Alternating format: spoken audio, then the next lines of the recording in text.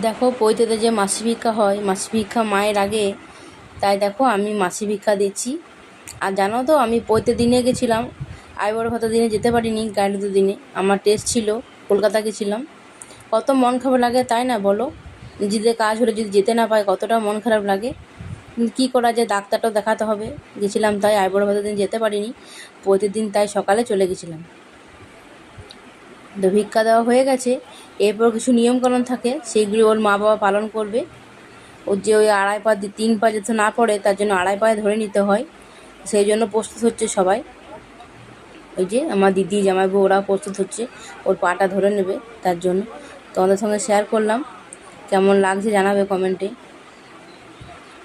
পৈতেটা তাই তোমাদের সঙ্গে শেয়ার করলাম, তোমরা দেখতে থাকো আমার সঙ্গে। এই যে দেখো এভাবে 2.5 পা দেওয়া হয়।